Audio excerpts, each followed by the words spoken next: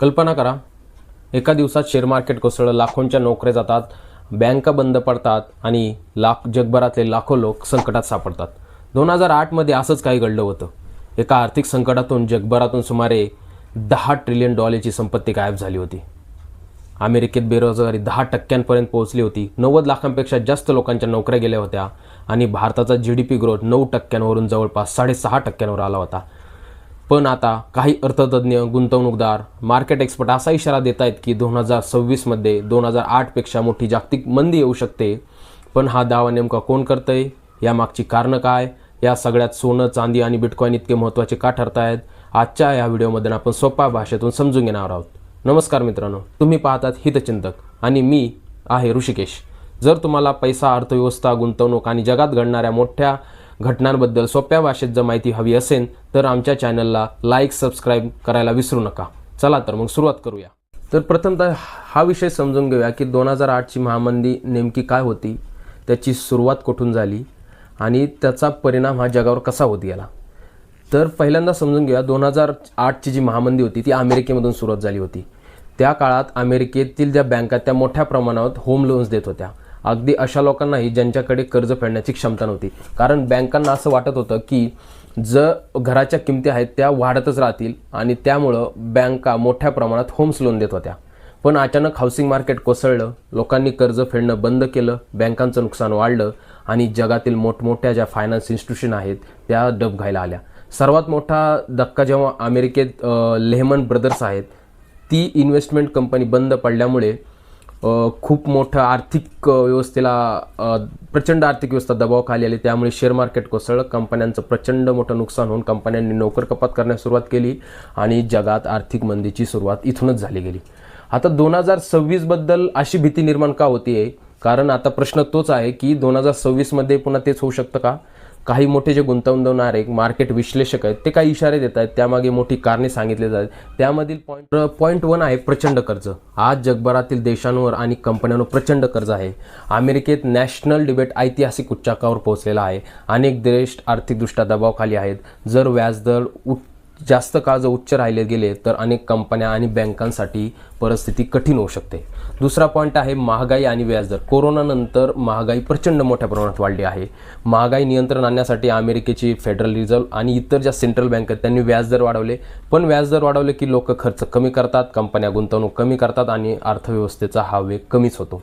त्यानंतर पॉईंट 3 आहे stock market bubble. काही तज्ज्ञांचं म्हणणं आहे आज अनेक देशात स्टॉक मार्केट वास्तविक अर्थपेक्षा जास्त वेगाने वाढत आहे. विशेषतः AI कंपन्यांच्या शेअरमध्ये प्रचंड मोठ्या प्रमाणात वाढ झालेली दिसत आहे. हा जो बबल आहे AIचा जर तो फुटला तर मार्केटमध्ये मोठ्या घसरणीची शक्यता वर्तवण्यात आली. त्यानंतर पॉईंट 4 युद्ध आणि जिओपॉलिटिकल टेन्शन. जसं रशिया युक्रेन युद्ध झालं, मध्य पूर्वेतील जो आर्थिक तणाव आहे, अमेरिका, इस्रायल, या गोष्टी सध्या जागतिक अर्थव्यवस्थेसाठी धोकादायक मानल्या जातात. सोनं आणि चांदी ह्या येणाऱ्या काळामध्ये महत्त्वाचं ठरू शकतं. जेव्हा एखादी आर्थिक व्यवस्था अनिश्चिततेकडे जात असते तेव्हा लोक सेफ असेट याकडे वळत असतात. तर सध्या सोन्याकडे लोकांचा बघण्याचा दृष्टिकोन बदलला आहे. सोनं महाग होत चाललं असलं तरी लोकांची एक सेफ गुंतवणूक म्हणून त्याकडे सुरक्षित माध्यम मानलं जातं आहे. जेव्हा स्टॉक मार्केट कोसळतं तेव्हा हे आपलं चलन कमजोर होतं आणि युद्धजन्य परिस्थिती निर्माण होते. तेव्हा अनेक गुंतवणूकदार ही सोन्यात गुंतवणूक करण्यास वाढवतात.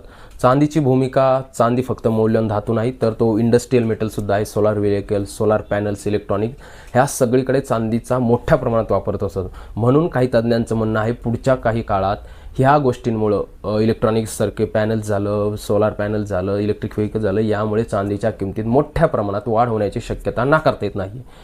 चौथं म्हणजे बिटकॉईनचा रोल. जर आता बिटकॉईनसारखं म्हणजे बिटकॉईनलाच आपण एका प्रकारे डिजिटल गोल्ड मानत असतो, कारण बिटकॉईनची संख्या मर्यादित आहेत. फक्त 21 दशलक्ष बिटकॉईन्स आहेत. म्हणून काही गुंतवणूकदारांना वाटतं की भविष्यात चलनाचं मूल्य जरी कमी झालं तर बिटकॉईन हा सुरक्षित पर्याय ठरू शकतो. पण बिटकॉईन खूप व्होलटाईल आहे, त्याची किंमत अचानक वाढू शकते आणि तितक्याच वेगानं घसरू पण शकते. म्हणूनच अनेक तज्ज्ञ बिटकॉईनला हाय रिस्क असेट मानतात. आता बोलूया की 2026 मध्ये खरंच जागतिक मंदी येऊ शकते का? तर त्याचं उत्तर कुणालाही निश्चित माहिती नाही आहे. हो, पण अनेक आर्थिक संकेत जे आहेत ते धोक्याची घंटा देत आहेत. पण जगातील सरकार झालं, सेंट्रल बँक झालं आणि बाकीच्या ज्या इन्स्टिट्यूशन झालं त्या अशा संकटांना रोखण्यासाठी प्रयत्न करत आहेत. काहींच्या मते मोठ्या मंदीची शक्यता सांगता येत नाही, पण अर्थव्यवस्था हळूहळू ही स्थिर होऊ शकते आहे. एक गोष्ट मात्र नक्की आहे, जगाची अर्थव्यवस्था मोठ्या बदलांच्या काळातून जात आहे. AI झालं, युद्ध झालं, महागाई झालं, कर्ज, डिजिटल करन्सी, या सगळ्या गोष्टी पुढच्या दशकात हे आपलं जग पूर्णपणे बदलू शकतात. म्हणून घाबरण्यापेक्षा आर्थिक माहिती समजून घ्या, स्मार्ट इन्व्हेस्टिंग करा आणि फायनान्शियल प्लॅनिंग मजबूत ठेवणं जास्त महत्त्वाचं आहे. तुम्हाला काय वाटतं, 2026मध्ये खरंच मंदी येईल का?